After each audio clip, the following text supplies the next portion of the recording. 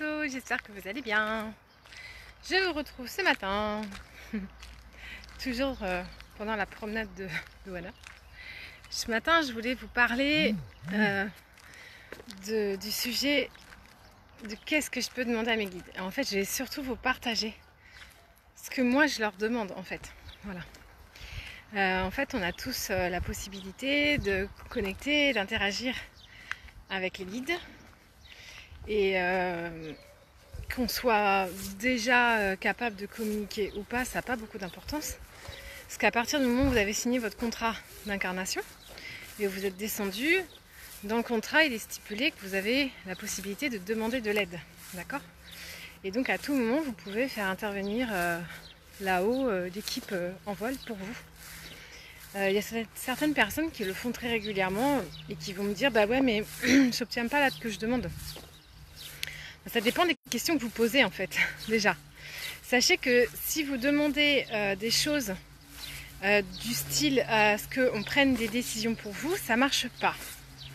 Donc vous ne pouvez pas demander à vos guides, est-ce que je fais le bon choix si je fais ça, ou est-ce que je fais le bon choix si je fais ça. En ce qui concerne les choix, ils ne peuvent rien faire pour vous, parce que c'est la loi du libre arbitre qui rentre en action. Et du coup, quand vous faites des demandes au guide, si c'est de ce style-là, vous n'aurez pas de réponse. Et c'est normal. Donc, par contre, vous pouvez questionner sur des petits trucs, des oui et des non. Vous rencontrez quelqu'un et vous voulez savoir si c'est une personne qui est bonne pour vous, dans vos énergies, etc. Si c'est oui, eh bien, je veux voir une étoile de mer dans les jours qui viennent. Le plus vous serez précis dans vos demandes et dans les délais, c'est voilà, ça fonctionne assez bien. Mais vous pouvez demander des oui et des non, mais vous ne pouvez pas demander en ce qui concerne des choix. Ça ne fonctionnera pas. Et du coup, bah, vous allez revenir vers moi. Enfin, certaines personnes me partagent qui cherchent à communiquer avec leur guide, mais que ça ne marche pas ou qu'ils n'ont pas de réponse. Donc la première chose à savoir, c'est que il faut réfléchir aux demandes. Comment vous formulez vos demandes et vous ne pouvez pas demander à ce qu'ils fassent des choix pour vous. Donc ils vont vous dire débrouille-toi, t'es une grande, débrouille-toi pour faire ces choix-là.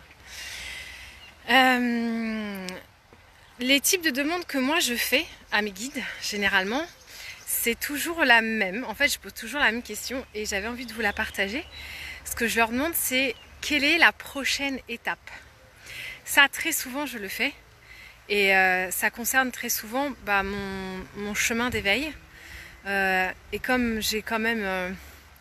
voilà, Étoile de Gaz, c'est quand même destiné à des gens qui s'éveillent. J'avais envie de vous partager parce que je crois que je ne le partage pas énormément, cette petite astuce que j'ai. Donc la question que vous pouvez leur demander, c'est quelle est la prochaine étape pour recevoir les messages. Parce que c'est pas tout de demander, après il faut savoir entendre les messages. Vous allez me dire, moi j'ai pas comme toi la clairaudience, la clairvoyance, j'ai pas tout ça. Vous n'avez pas besoin. Parce que généralement, ils vont vous le poser dans la matière. Soit vous allez rencontrer une personne qui va vous parler d'un stage, d'une formation, d'un truc, d'un bouquin, qui va vous donner des pistes. Soit vous faites des rencontres.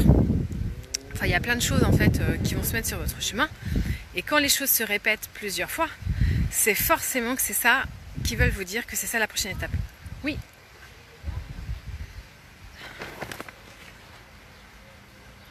Il est 9h30. Bonne journée.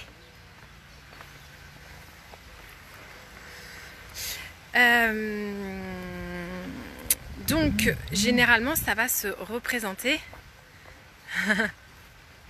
Ça va se représenter à vous plusieurs fois. Et ça vous permettra de savoir que c'est la chose sur laquelle vous pouvez potentialiser et avancer. Donc, quelle est la prochaine étape ? Vous pouvez aussi, il faut savoir que on n'est pas très fortiche pour réceptionner. On est bon pour donner parce que c'est plus facile, c'est moins invasif de donner que de recevoir. Et donc, il faut travailler votre réceptivité pour pouvoir capter et entendre ce que les guides vont vous dire quand vous allez poser ce genre de questions. Donc en réalité, le mieux pour communiquer avec eux, c'est de poser des questions ouvertes. et pas des questions fermées. Alors qu'est-ce qu'une question verte? Quelle est la prochaine étape? On peut tout répondre. Et est-ce que c'est le bon choix?